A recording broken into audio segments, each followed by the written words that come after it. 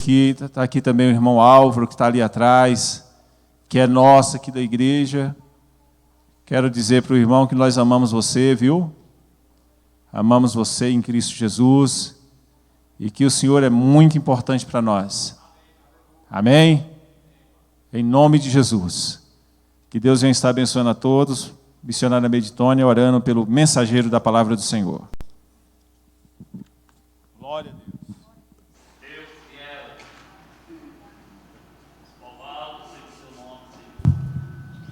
Glória a Jesus. Salve a igreja com a paz do Senhor. Glória a Deus, vamos orar, apresentar o nosso pregador desta noite, na presença do Senhor. Eu sei que o Senhor já falou conosco nesta noite, mas o Senhor tem que falar mais ainda, né? Quanto mais o Senhor fala, melhor ainda, né, irmãos? Querido Jesus, aleluia. Eis-nos aqui, Senhor, na tua santa presença, apresentando diante do teu altar um teu ungido, Pai. Meu Deus, é um instrumento, Senhor, que tu vais usar para falar com a tua igreja. Jesus, nosso coração está aberto, Senhor, para receber a tua santa e gloriosa palavra. Meu Deus, em nome de Jesus Cristo, que aquilo, Senhor, que o teu ungido falar, Senhor, que fique implantado no nosso coração até que tu venha, Pai, em nome de Jesus Cristo. Amém, Senhor, amém. Glória a Deus. Eu saúdo os irmãos com a paz do Senhor. Quem trouxe a Bíblia? Evangelho de Jesus Cristo, segundo escreveu Mateus, capítulo de número 8. Enquanto você localiza o texto bíblico, eu queria pedir carinhosamente para o meu amigo sonoplasta mandar mais um pouquinho de retorno aqui para mim, por gentileza. A voz do pastor Herbênio é mais potente do que a minha, não é? Quando ele fala, parece que o retorno está aqui 100%. Mas quero louvar a Deus por esta tão honrosa oportunidade de poder estar aqui com os irmãos mais uma vez, para juntos servirmos ao Senhor e na oportunidade de hoje, na exposição de sua bendita e poderosa palavra. Eu quero ser grato a Deus pela vida do pastor Herbênio, que nos fez o convite, graciosamente lembrou de nós. Nós estamos lá na Beatriz 2 e eu costumo dizer que lá é por detrás das malhadas. Então só Deus para fazer lembrar da gente. Deus abençoe, muito obrigado. Deus abençoe o pastor Donizete, que está aqui representando o nosso pastor presidente. Todos os companheiros aqui, eu fico tão feliz quando vejo aqueles dois irmãos ali. E quando eu fico diante deles aqui, dos irmãos que têm cabelos brancos, dá uma tremedeira terrível e uma sensação de responsabilidade maior, né, pastor Josué? E eu fico muito feliz porque eu tenho o apoio deles, sendo eu tão jovem, e eles tão maduros na fé e experientes, sentam para me ouvir, isso não tem privilégio maior, né? Então Deus abençoe todos os irmãos aqui da sede. Eu confesso que fico com muita saudade de vocês, muita saudade mesmo. Eu não vou falar muito para não me comprometer, mas eu fico com saudade dos irmãos aqui da sede.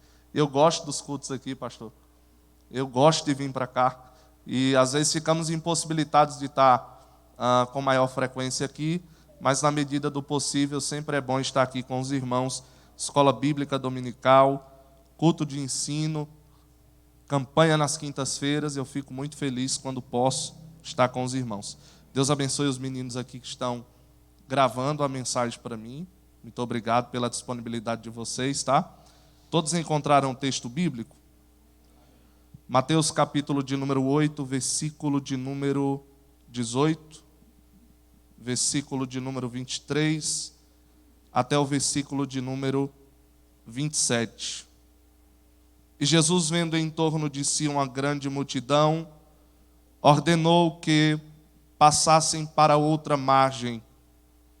E entrando ele no barco com os seus discípulos, seguiram. E eis que no mar se levantou uma tempestade tão grande que o barco era coberto pelas ondas. Ele, porém, estava dormindo. E seus discípulos, aproximando-se, o despertaram, dizendo: Senhor, salva-nos, que perecemos. E ele disse-lhes: Por que temeis, homens de pequena fé? Então, levantando-se, repreendeu os ventos e o mar, e seguiu-se uma grande bonança. E aqueles homens se maravilharam, dizendo: que homem é este, que até os ventos e o mar lhe obedecem? Poder assentar, queridos. Estou acompanhado do meu filho, o Ismael. Deus abençoe meu filho.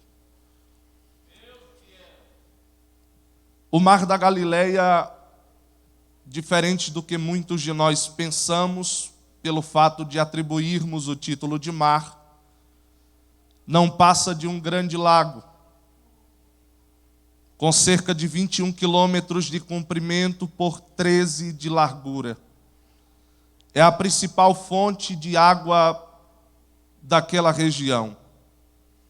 É comum nesta região e neste mar de água doce, neste lago, grande lago de água doce, acontecer de tempos em tempos grandes tempestades. Você poderia perguntar: pastor, mas é um tanto quanto contraditório em um lago acontecer tempestades. Isso se dá por um fenômeno que acontece naquela região. A cidade de Jerusalém é cercada por montanhas, e a Palestina é uma região extremamente quente, de maneira que os ventos quentes que sopram ali ficam presos entre as montanhas e, consequentemente, batem, segundo os entendidos, no pico do Monte Hermon, que é o monte responsável pelo abastecimento de água daquela região devido ao degelo. É um pico de um monte completamente gelado. Esses ventos sopram e recaem sobre o famoso Mar da Galileia, que, segundo os entendidos, a probabilidade de levantar ondas de aproximadamente 2 metros de altura é muito comum. Isso me chama a atenção, porque o problema vai encontrar o barco que Jesus está dentro com os seus discípulos em um lugar improvável. Irmãos, observem, existem problemas que sempre nos alcançam em lugares improváveis. Às vezes olhamos para o ambiente e dizemos assim: é impossível algo dar errado aqui, e é exatamente ali que o problema vai nos encontrar. O fato é que por trás de tudo, Cristo, na sua soberania, Ele tem um propósito específico para cada coisa que acontece na vida do salvo, na vida do crente, na vida do justo. E às vezes eu costumo dizer que nós perguntamos muito: por que Deus? Nós somos questionadores. E não é errado questionar, o problema é como questionamos. Por que Deus? Por que isto está acontecendo?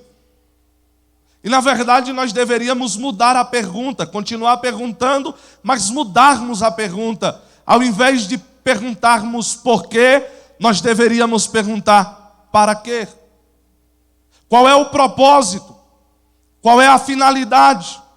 Jesus tem um propósito em meio às tempestades.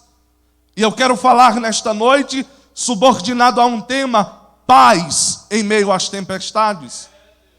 Observe que o texto bíblico fala para nós de 2 tipos de tempestades. A Bíblia fala para nós a respeito de 2 tipos de tempestades. Observe que no verso de número 18, Jesus, vendo em torno de si uma grande multidão, ordenou. Ele não pediu, ele ordenou. É uma ordem soberana vindo sobre a vida dos discípulos. Jesus não pediu: passem, eu quero, talvez, vocês podem. Jesus ordenou: passem para outra margem. Então nós temos aqui, após esta ordem de Cristo, no verso 24, o levantamento de uma tão grande tempestade.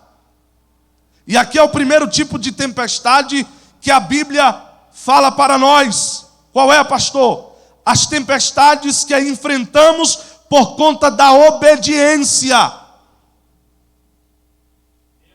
Sim, o crente passa por tempestades pelo simples fato de ser obediente. Eles não estão seguindo o caminho do seu próprio coração. Eles estão debaixo de uma ordem de Jesus, então eles estão em obediência. Diferente do que muitos dizem, não, se fulano está passando por esse momento difícil, é porque ele está em pecado. É a velha síndrome dos amigos de Jó. Se todo este mal te sobreveio, é porque você pecou contra Deus, e não é verdade. Às vezes passamos por situações pelo fato de estarmos subordinados à obediência de Cristo e à sua palavra. O pastor falou aqui a respeito dos cristãos que são perseguidos. Você acha que o crente é perseguido por conta de negligência? Não, o crente é perseguido porque ele optou por se submeter à verdade soberana de Deus sobre a sua vida. E isto acarreta problemas. Ser obediente não é fácil. É por isso que que muita gente não quer, porque não é fácil ser obediente. Mas existe um segundo tipo de tempestade, que são as tempestades que enfrentamos pela desobediência. Nós passamos por tempestades quando obedecemos. E nós passamos por tempestade quando desobedecemos. Jonas capítulo de número 1, verso de número 4. Deus deu a palavra para Jonas pregar em Nínive, e ele foi para Tarsis. E a Bíblia diz que o Senhor mandou uma tempestade assolar o navio, de maneira que todo mundo ficou assustado. Os marinheiros, o navio se contorcia. Jonas estava lá, o rebelde e desobediente. A tempestade alcança os desobedientes. Mas talvez alguém pergunte, então não vale a pena ser obediente, porque se eu sou desobediente, passo por tempestade, e se eu sou obediente, passo também, então...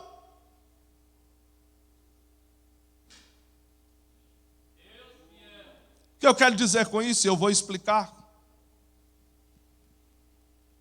é que existem tempestades que eu entro, e existem tempestades que Deus me coloca. Qual é a diferença? A diferença é que na obediência a Deus, Deus é o nosso socorro bem presente na angústia. E na desobediência, Ele nos pune se necessário for. Na obediência, Deus te socorre. Na desobediência, Deus te pune. Esta é a diferença. A diferença é que quando eu estou obedecendo, a tempestade vem para glorificar o nome do Senhor. E quando eu estou desobedecendo, a tempestade vem para abater o meu ego e mostrar que nós somos totalmente dependentes de Deus. A pergunta é: em que tipo de tempestade você está? Na que Deus te colocou ou na que você mesmo entrou? E aí os crentes culpam Deus por muitas coisas. Tem crente que está afundado nas dívidas. Aí ele diz assim: meu Deus, parece que Deus não me vê, não vê minha aflição. Ora, Deus te vê, vê sua aflição e também vê sua burrice. Porque é fato, irmão, se eu gasto mais do que ganho, obviamente eu vou me tornar um escravo das dívidas. Isso não é culpa de Deus, é irresponsabilidade minha. Então, quem entra nas dívidas é você. Deus não endivida ninguém. Muito pelo contrário, Ele paga a dívida de todos. Glória a Deus. Mas observe, em contrapartida existem outras coisas que acontecem na nossa vida, porque nós estamos totalmente obedientes ao Senhor. Quantas vezes o crente não é desprezado porque obedece a Deus? Quantas vezes o crente não é caluniado porque obedece a Deus? E eu fico pensando nesses últimos dias como tem sido difícil pregar a verdade em meio a tantos crentes que estão acostumados com uma vida de mentira, calúnias, perseguições, aflições. Tem gente que fala de todo mundo, critica todo mundo, e quando você olha a vida da pessoa, é uma vida imoral, é uma vida profana. Irmãos, nos preocupemos mais com a nossa própria vida do que com a vida do nosso irmão, porque cabe-nos tirar o argueiro do nosso olho primeiro, e depois tentarmos tirar do olho do nosso irmão. Tem crente que é perseguido por ser fiel.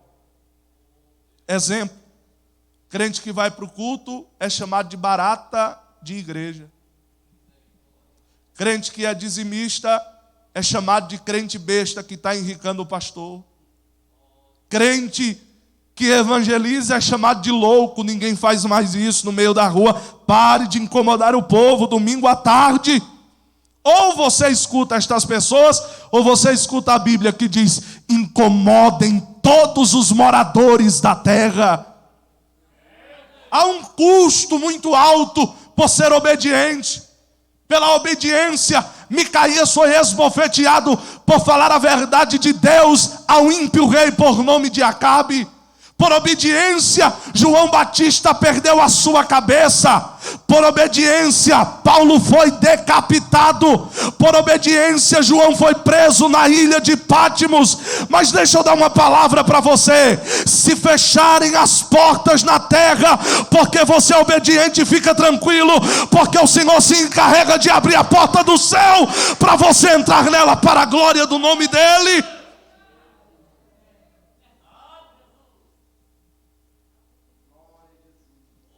Se existem dois tipos de tempestades, existem também duas tempestades aqui presentes. Não, pastor, mas é só uma tempestade, é a que sopra. Observe. A primeira tempestade que aparece aqui é gerada pela força da natureza, é chamado de tempestade externa. Verso de número 24: e eis que no mar se levantou uma tempestade tão grande. Isso aqui é de forma externa, é uma tempestade por fora, é uma tempestade gerada pela força da natureza. E a segunda tempestade, pastor, aonde está? Veja comigo o verso de número 26. Quando Jesus é despertado pelos seus discípulos, porque os discípulos aqui, verso 25, eles dizem assim: e os seus discípulos, aproximando, despertaram, dizendo: Senhor, salva-nos que perecemos. Os discípulos estavam aterrorizados, com medo, espantados. Jesus acorda e a Bíblia diz: disse-lhes: por que temeis, homens de pequena fé? Há uma tempestade interna. E esta tempestade interna no coração dos discípulos não é gerada pela natureza, mas é gerada pela natureza do pecado. Internamente, assustados, aterrorizados, zero confiança. É por isso que no verso 27 eles perguntam: que homem é este? Porque eles estão andando com Jesus, mas não sabem quem é Jesus. É por isso que há duas tempestades. Há uma tempestade no mar e há uma tempestade no coração dos discípulos. E a pergunta é: qual é a tempestade que Jesus vai acalmar primeiro?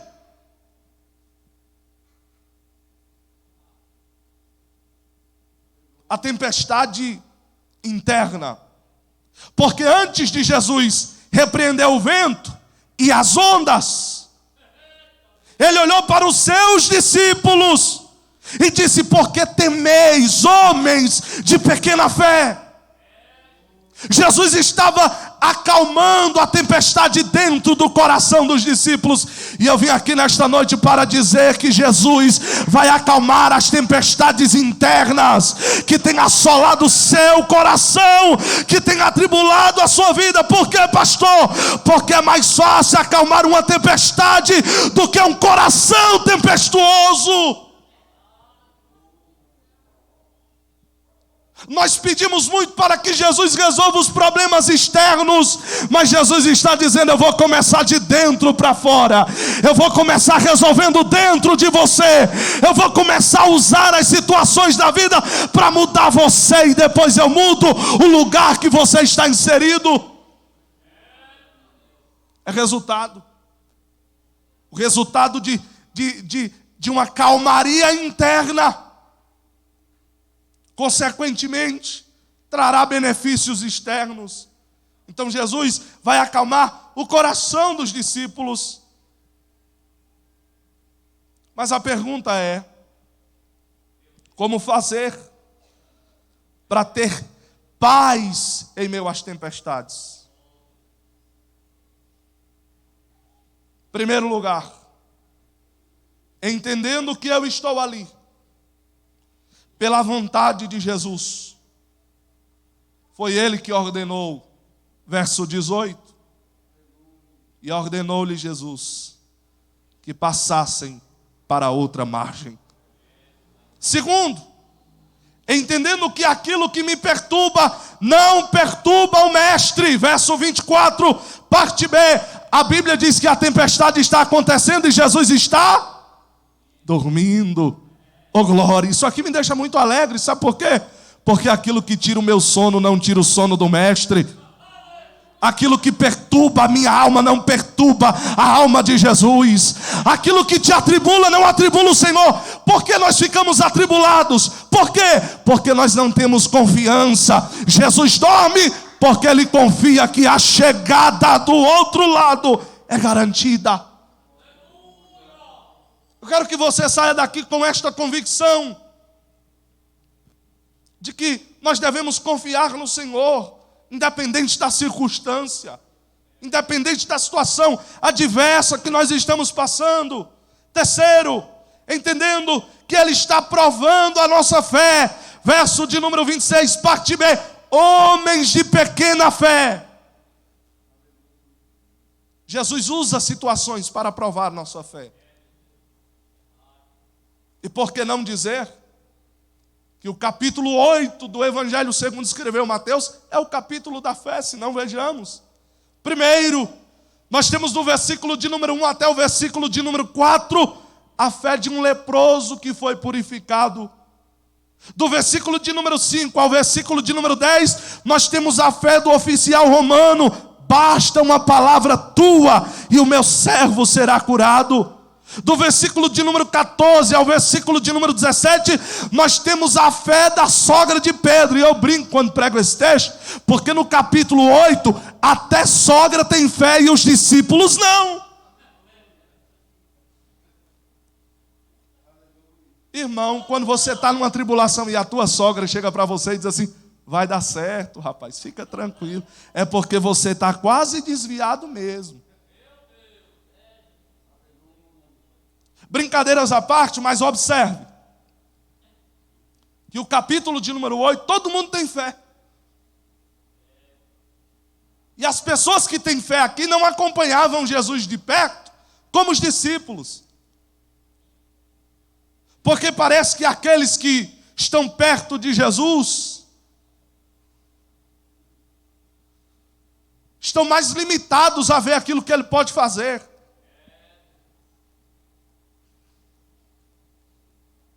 Eu já vi ímpios. Isso não justifica o fato de serem ímpios. Mas falando aqui de uma fé superficial, talvez de palavras, mais crentes do que os crentes em algumas coisas. Com uma visão mais ampla, com uma fé mais viva. Esses dias, eu ouvia um irmão dizer, um pastor dizer, isso nunca vai mudar. Isso não é palavra de um crente, não é palavra de um pastor, não é palavra de um discípulo. Alguém chegar para mim, para você e falar assim, a tempestade nunca vai passar. E eu venho com esta mensagem de esperança nesta noite. Tenha paz, porque mais cedo ou mais tarde, essa tempestade que se levantou vai passar. E você vai cantar o hino da vitória. Fique tranquilo. Tudo que tem começo também tem fim. Só quem permanece para sempre é aquele que criou todas as coisas. Como ter paz em meio às tempestades? Entendendo, quarto lugar, que na mesma proporção, ou seja, na mesma medida em que a tempestade vem, as bonanças também virão. Se não, vejamos, verso de número 24, e eis que no mar se levantou uma tempestade tão grande, uma tempestade tão grande. Mateus está dando ênfase à proporção gigantesca e assustadora daquela tempestade. Mas veja comigo, quando Jesus repreende o vento e o mar, no verso de número 26, a Bíblia diz, e seguiu-se uma grande bonança. Glória a Deus. O que eu quero dizer com isso é que na medida que a tempestade vier, as bênçãos também virão. Quanto maior for a luta, maior será a bênção depois dessa luta. Quanto maior for o problema, maior serão os resultados que você vai colher para a glória de Deus. Não é um sermão triunfalista, é um sermão de exercício de fé. Creia, seja positivo, acredite que Jesus está no controle de todas as coisas. Na mesma medida da tempestade virá a bonança. Quinto e último lugar, como fazer para ter paz em meio à tempestade? É entendendo a divindade de Cristo. Ele é Deus. Oh, glória a Deus. Ele é Deus. Jesus Cristo é Deus. Que homem é este que até o vento e o mar lhes obedecem? Os discípulos ficam, essa interrogação fica, ela só será respondida quando Pedro, cheio do Espírito Santo, dá aquela resposta: tu és o Cristo, o Filho do Deus vivo, tu és Deus, tu és o Verbo encarnado, tu és o Filho de Deus que está entre nós. É o Emanuel, é o Deus conosco, é a resplandecente estrela da manhã. Ele é o autor, o redentor e o consumador da nossa salvação em meio às tempestades. Oh, glória ao nome de Jesus. Em meio a todas essas crises existenciais que nós temos passado, irmãos, a nossa fé tem que continuar firme, tem que continuar viva, de que Cristo está no controle de tudo. Oh, que momentos difíceis nós passamos nestes últimos anos, mas eu continuo crendo que Ele é Deus, eu continuo crendo que Ele tem o controle de todas as coisas, e que as rédeas da história da humanidade estão nas palmas da mão de Deus. Oh, glória ao nome do Senhor. Ele governa soberanamente. Fique de pé comigo. Ele é Deus. Ele é Deus. Ele é Deus. Ele é Deus. Oh, que esta verdade esteja viva dentro dos nossos corações. Ele é Deus. E deixa eu dizer para você, fique tranquilo, irmão, fique tranquilo, irmã, porque Ele não somente acalma a tempestade, mas Ele também anda por cima dela. Ele é Deus, Ele é Deus, Ele é Deus. Ele não se limita à nossa pequenez de fé, Ele não se limita ao nosso pensamento pessimista. Ele é Deus e está no controle. Ele é Deus e está no controle da sua casa. Ele está no controle da sua vida. Ele está no controle dos seus problemas. projetos. Descansa que Deus está no controle. Ore comigo, Senhor. Oh Deus, nós te bendizemos pela tua palavra. Nós te louvamos e cremos que tu estás no controle de todas as coisas. Senhor, eu te peço em nome de Jesus, que o Senhor nos capacite para ter paz em meio às adversidades, para ter paz em meio às guerras, como foi dito aqui nesta noite, para que nós possamos triunfar, para que nós possamos vencer. Eu te peço em nome de Jesus, dê uma injeção de ânimo na vida deste crente, na vida desta irmã, na vida deste que está no meio do vendaval, que está desesperado. Anime o coração dele, anime o coração dela, vivifique a nossa fé, é o que nós te pedimos em nome de Jesus. Glória ao nome do Senhor. Glória ao nome do Senhor. Sente-se por um minuto, querido. Muito obrigado. Glória ao nome do Senhor. Eu já tinha uma mensagem nesse texto. E às vezes, como pregador, a gente fica acomodado a uma mensagem. Aí eu disse, não, eu já preguei muito isso aqui, eu tenho que... O texto é o mesmo, mas tem muita coisa aqui que eu ainda não vi. E aí eu passei a tarde todinha preparando essa rápida reflexão de 30 minutos para edificar o corpo de Cristo. Que Deus abençoe a vida de cada um dos irmãos. Eu quero fazer um pedido para vocês, como sempre, né? Vocês sabem, eu acredito que já estão cansados de saber, que eu sou pastor lá da Beatriz, vivo integralmente do ministério e não estou pensando nem um pouco em deixar, por mais difícil e doloroso que seja. Eu quero gastar a minha vida no púlpito da igreja, no meio da rua, pregando o evangelho. Mas eu tenho família, tenho esposa e 3 filhos, e eles dependem de mim para vestir, comer, beber, dormir, tudo. E do ministério. E nós, respectivamente, dependemos da igreja. Então eu trouxe pão de mel. Só que o pão de mel hoje é especial. Eu acredito que os irmãos que comeram do outro pão de mel já enjoaram. Eu já trouxe para cá umas 3 vezes. Então eu disse assim, eu vou levar algo novo, né? Aí eu trouxe um pão de mel especial. É um único pão em um saquinho. É uma delícia. Eu comi antes de trazer para os irmãos. É ótimo. Cobertura de chocolate, recheio de doce de leite. E o pãozinho é com aquela pitada de canela. É uma delícia.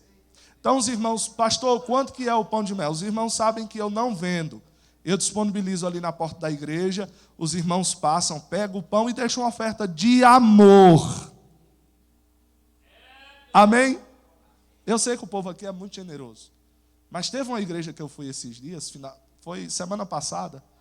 Igreja grande, eu acredito que dá umas 3 dessa daqui. E aí no final do culto, eu expliquei, eu disse, é uma oferta de amor. A irmã foi lá no carro, pegou 25 centavos que estava lá, eu acho que no assoalho do carro. Aqui, pastor. Eu disse, que amor é este? É incalculável.